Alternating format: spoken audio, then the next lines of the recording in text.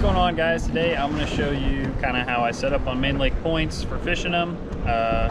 This is more of a summertime thing, get current and stuff going at Lake the Ozarks, and then I'm going to show you how I kind of find the fish, or how I like to investigate areas. We can use forward-facing sonar. I'll show you them on that. That has kind of been a go-to thing to really lean on and really get into the detail, but I still like to use down imaging and just your mapping side by side to kind of quickly go over areas and figure out, you know, is it worth stopping here, or should I, you know, look for a bigger school? So first thing I'm going to do is kind of show you the graph setup here of how I like to run it, and then we'll go into do some fishing and hopefully catch a fish. I run Lowrance. Doesn't matter what brand you run though, you can essentially do the same thing with all of them. I like to run my down imaging on a bigger platform so I can see everything, and I run my mapping just on a smaller split screen.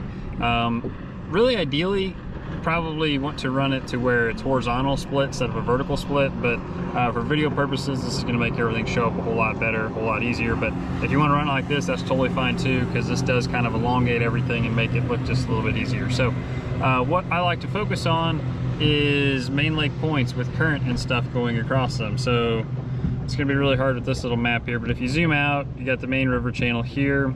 Current is going to be, you know, coming across this way. So I'm basically looking for points that kind of intersect that, or have little shoulders and things that can, you know, help set these fish up for bait fish and just fish that are going to sit in the current to feed. So you can see we're kind of going over a couple of them that are sitting here, but I'm going to idle around and make another loop here, and I'll kind of show you what these fish look like set up as the boat's actually moving instead of just going over them. All right, so we're going to get idle in here, get turned around, ready for an approach. Typically you want to come across your points kind of the depth that you want to fish, or you think you're going to find fish, and you know, kind of cut across the point versus just trying to like drive straight up it towards the bank and turn or something. You're going to be better off going across it. So as we kind of come over this, you're going to see we're starting to shallow up, and eventually we should end up with some good fish that are kind of be towards the top of this.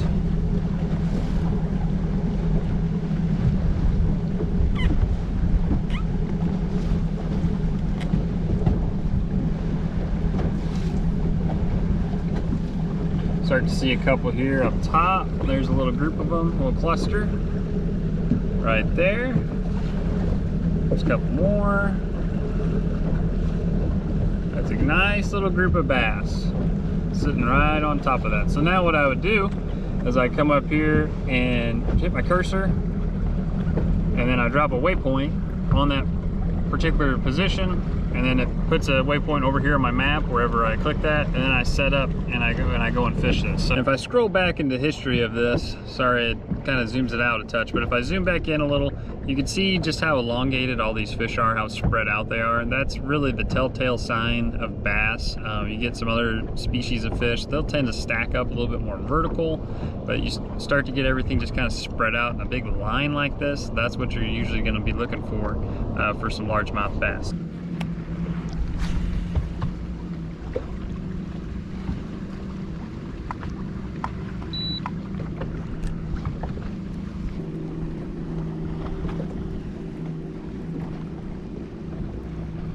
Got a nice 4-pounder, just dragging that jig around. See you later, Missy. So here's what these fish look like on live scope. I have to get my trolling motor to kind of pan over, but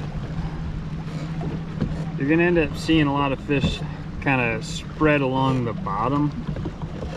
Typically how your bass are gonna end up setting up. You have little clusters sometimes like this, but generally you're gonna have a kind of a elongated type school is what I like to look for bass like this. But this here looks like a good little cluster of some nice fish. And if you look on the mapping, we're basically looking just a little bit off to the right, so we're kind of looking over in this vicinity here, and you've got your point kind of comes out in a shoulder, and if we zoom out some more, our main river channel comes down this way, current is coming this way, and the fish just kind of end up sitting on these shoulder areas just in kind of the edge of the current. So if you have a little better lay of the land, you know, you've got your main lake out here, and you're coming in and we got the dam behind us. So the current is going to be coming across, going this way out towards the dam.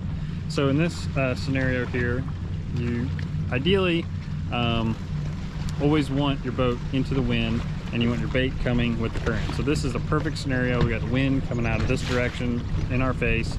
Lets our boat get positioned nicely, and we're also bringing the bait in the same direction as the current. Now, if the wind was going the opposite way, I usually end up taking just the direction of the wind, because if it's a stronger wind, it's a lot harder to navigate your boat, get it positioned, get on the school of fish. You're constantly moving, especially if you're trying to use forward-facing sonar and try and stay on those fish. So the wind pretty much trumps the current as far as boat positioning, but if you can get it like now, the best of both worlds, that's when it's the best for me. And then fish across this point, fish across this area for these schools of fish. Like, I've caught one 4-pounder out of it. But don't be afraid to then change the direction that you're fishing across this. Sometimes that's all it takes to get these fish to react. So hopefully that helps you. Probably pretty common knowledge for people who have been doing this for a long time or been fishing, you know, that style. But if you're new to it, that'll really help you kind of position your boat, figure out exactly what you're looking for in these main lake fish, whether you're using forward-facing sonar or you're just using regular down imaging, or, you know, older technology, and you don't have all the forward-facing stuff. It's not a problem.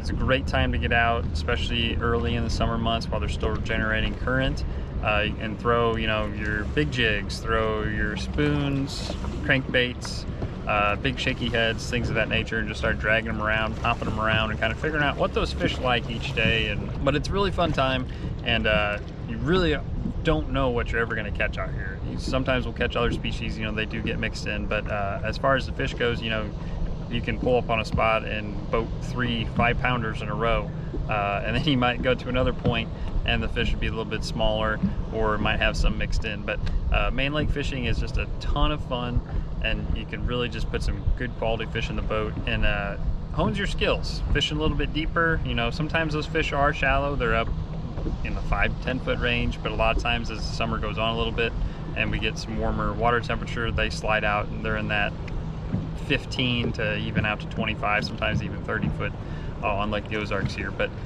I think fishing that deeper water, kind of being in tune with it and your bait, and then the better you get at any skill, you know, the more versatile you are and just become a better angler, and can, you know, fish different ways effectively and boost your confidence. So get out there and put it to work, put your graphs to work, and find some good spots and then mark them.